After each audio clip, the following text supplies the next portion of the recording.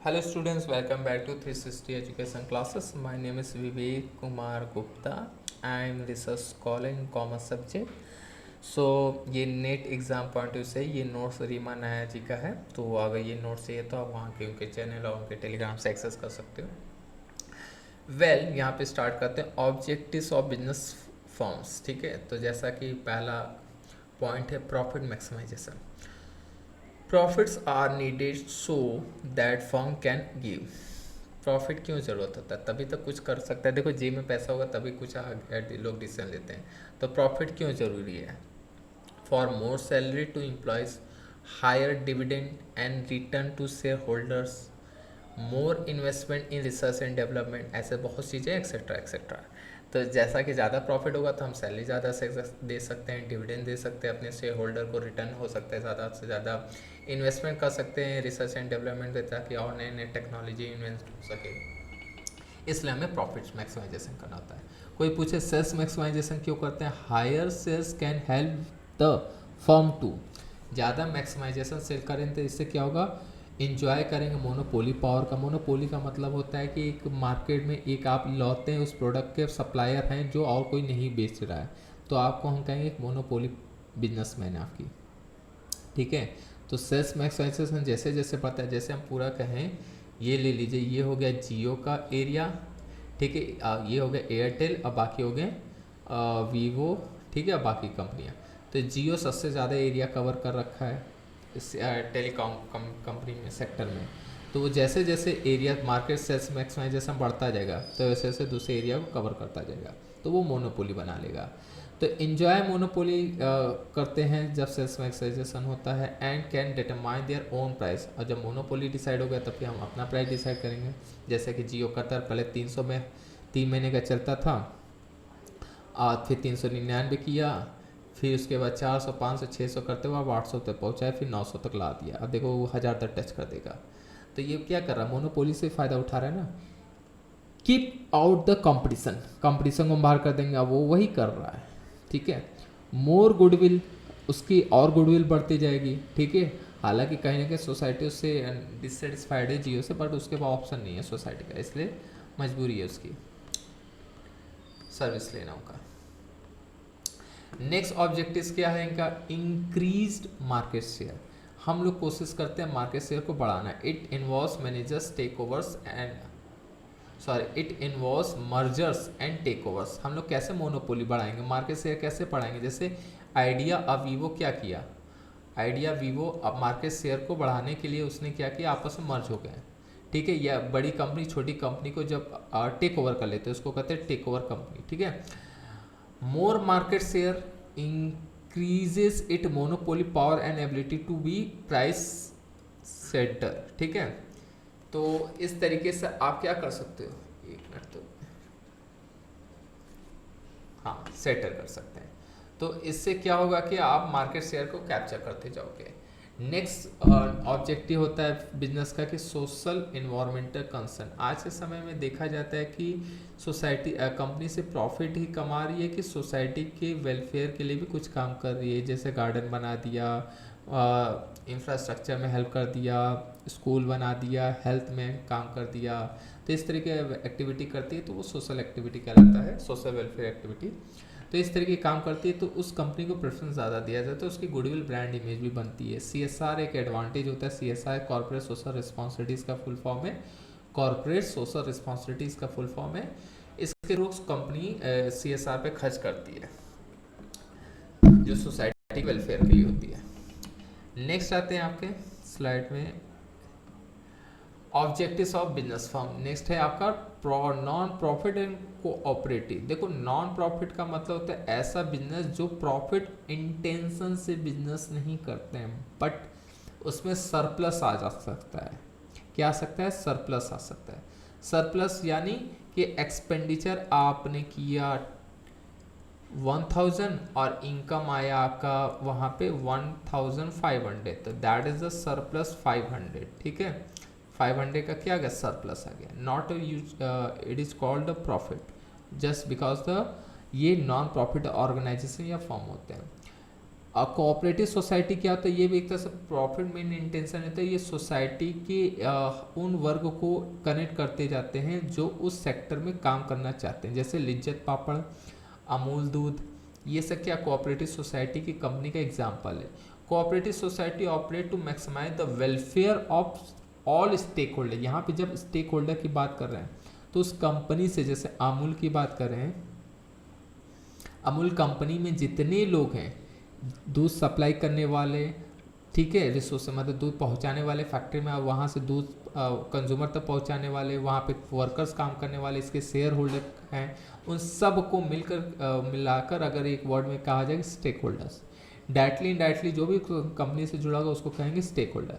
तो उन सभी स्टेक होल्डर के प्रॉफिट या वेलफेयर की बात करने की कोशिश करता है cooperative society. Any profit the cooperative makes will be shared amongst all members. जितना प्रॉफिट है उस प्रॉफिट को सबको प्रोपोर्शनेट बांट दिया जाएगा या इक्वल बांट दिया जाता है, ठीक है। तो इस तरीके से आपका objectives of business form complete हुआ। नेक्स्ट आता है very very important opportunity cost, ठीक है स्टूडेंट्स। इसको स्टार्ट करने से पहले मैं आपको ये एग्जांपल लिखा ही है तो यही एग्जांपल समझा देते हैं। What do you mean by opportunity cost. देखो आप नेट का प्रिपरेशन कर रहे हो JRF के लिए, तो ये तो मान के चलो आप अगर ज़्यादा सोओगे तो पढ़ाई कम करोगे, पढ़ाई कम करोगे तो मार्क्स कम आएगा, मार्क्स कम आएगा तो JRF होने के चांसेस कम हो जाएंगे। अब इसको रिवर्स सोचो, पढ़ाई ज़्यादा करोगे, कॉस्ट सो कम रहे हो तो इससे मार्क्स ज़्यादा आएगा, JRF होने की चांसेस बढ़ जाएगी। तो आप क्या खो रहे हो, आप कम से कम सो रहे हो। तो जो चीज़ सेक्रीफाई करते हो और उसके बदले में जो कुछ मिलता है, तो जो खोए हो वही उसकी कॉस्ट होती है। आप पहले 8 घंटा सोते थे, अब 6 घंटा कर दिए, तो 2 घंटा कम किए हो तो 2 घंटा पड़े रहोगे। तो 2 घंटा जब कम सोए हो तो उसी को कहते हैं उसकी कॉस्ट। तो क्या सेक्रीफाई करके आप क्या पाए हो, तो जो सेक्रीफाई किए हो वही उसकी कॉस्ट कहलाती है, गेट का, पानी का, ठीक है। तो यहाँ लिखा है John study all the night for his exam, next day John is very sleepy. क्यों, क्योंकि वो अ गुड नाइट स्लीप, मतलब वो उसने सोया ज़्यादा नहीं, ठीक है।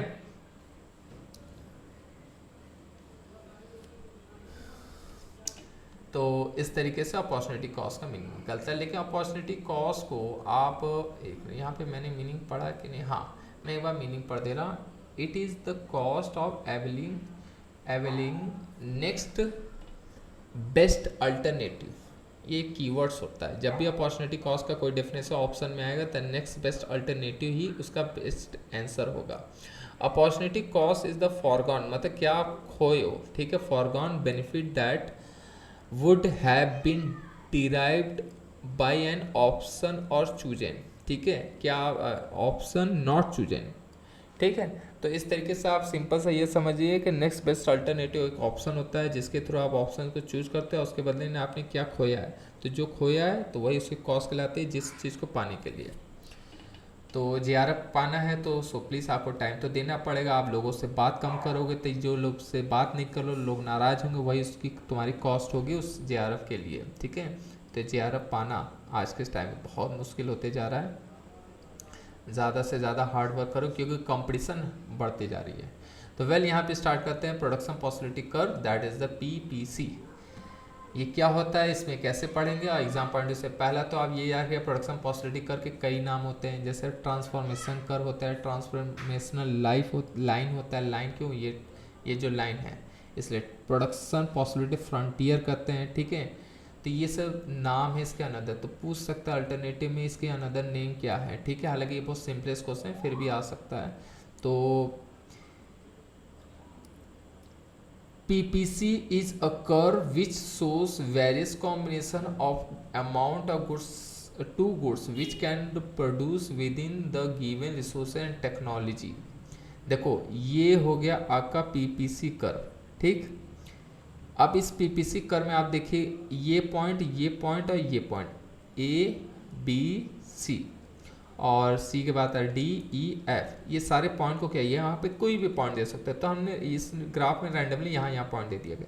तो देखो ये BAC, इस पॉइंट पे आप प्रोडक्शन करोगे, ये पॉसिबल है कि आप इतना प्रोडक्शन कर सकते हो, सिंपल सा सोचो, आपके पास 1,000 रुपये है, अब आप पार्टी देना चाहते हो। इस पार्टी में कुछ कोल्ड ड्रिंक आ सकते हैं, कोक आ सकते हैं, ठीक है, कोक आ सकते हैं, कुछ बर्गर आ सकते हैं, बर्गर आ सकते हैं।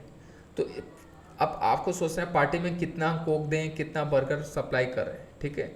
तो पॉसिबल, अब देखो इससे मान लेते 5 कोक आ जाएगा बड़ी बड़ी और 10 बर्गर आ जाएंगे। अब आप सोचिए 1,000 में 10 ये आ जाए, 20 बर्गर आ जाए, तो ये पॉसिबल नहीं ना है। तो आपके पास लिमिटेड रिसोर्सेज होते हैं, उस रिसोर्सेज से आप ये सोचते हो कि कितने गुड्स प्रोड्यूस कर सकते हैं। जैसे यहाँ पे लिखा है पिज़्ज़ा और आउटपुट में शुगर, हालांकि ये कोई गुड्स का कॉम्बिनेशन, लेकिन कुछ भी प्रोडक्शन कर सकते हो ना, तो आप पिज़्ज़ा कितना बना सकते हो और शुगर कितना बना सकते हो। तो ये लाइन बताता है कि आपके पास जो लिमिटेड रिसोर्सेज है, इस लिमिटेड रिसोर्सेज आप मैक्सिमम से मैक्सिमम कितना पिज़्ज़ा बना सकते हो, कितना शुगर बना सकते हो। ये पॉइंट बताता है कि आपके बजट के बाहर का पॉइंट है, इसलिए इसको कहा जाता है अनअटेनेबल पॉइंट। इस पॉइंट को क्या कहेंगे, अनअटेनेबल। इस लाइन के जितने भी एरिया है उसको अनअटेनेबल पॉइंट कहेंगे। और इस लाइन के अंदर जितने भी पॉइंट है, जैसे डी है, ई है, मान लेते हैं यहाँ पे एच दे देते हैं, ठीक है, जी दे देते हैं, तो ये पॉइंट क्या अटेनेबल है, क्योंकि इस लाइन के अंदर है ना। अटेनेबल का मतलब है आप इतना गॉड्स, अब जाहिर सी बात है, जैसे 1,000 रुपये में मैक्सिमम 5 कोक और 10 बर्गर आ सकते हैं, तो 2 तो आसानी से आ सकते हैं ना कोक, और 2 तुम्हारे वो क्या आ सकते हैं, बर्गर आ सकते हैं आसानी से। तो ये तो अटेनेबल है, लेकिन मैक्सिमम इतना ही कर सकते, ये अनअटेनेबल वाली क्वांटिटी हो जाएगा। तो इस पॉइंट, इस पीपीसी कर्व से पता चलता है कि आपके पास लिमिटेड रिसोर्सेस हैं, कितने लिमिटेड गिवन रिसोर्स और कांस्टेंट टेक्नोलॉजी हो। तो उस सिचुएशन में सिर्फ और सिर्फ 2 गुड्स की मैं बात करूँ, अगर यहाँ 3 गुड्स लिख दिए तो ये रिलेवेंट हो जाएगा, याद रखिएगा। ये अगर सेंटेंस में सर्सन रीजनिंग में आ जाए, PPC curve which show the various combination amount of 3 goods, तो इस ग्राफ में आप 3 गुड्स कहाँ रखोगे, एक गुड्स यहाँ हो जाएगा, दूसरा गुड्स यहाँ रखोगे, तीसरा गुड्स कहाँ रखोगे, तो इट इज़ नॉट पॉसिबल। तो ये पॉसिबल सिर्फ और सिर्फ 2 गुड्स के लिए बनता है, ठीक है। और यहाँ पे कीवर्ड्स में एक और चीज़ याद रखिएगा कि ये गिवन रिसोर्सेज और टेक्नोलॉजी, रिसोर्सेज लिमिटेड होंगे और टेक्नोलॉजी कांस्टेंट होंगे, तो इसके थ्रू हम डिसाइड कर सकते हैं कितना गुड्स बनाएंगे। और बाकी चीज़ में इसमें याद करिए, ट्रांसफॉर्मेशन कर्व इसको कहते हैं, ट्रांसफॉर्मेशन लाइन भी कहते हैं, और इसको प्रोडक्शन पॉसिबिलिटी फ्रंटियर भी बोलते हैं। तो वीडियो लंबा ना हो जाए, नेक्स्ट वीडियो में इसके बाकी पार्ट को पढ़ेंगे।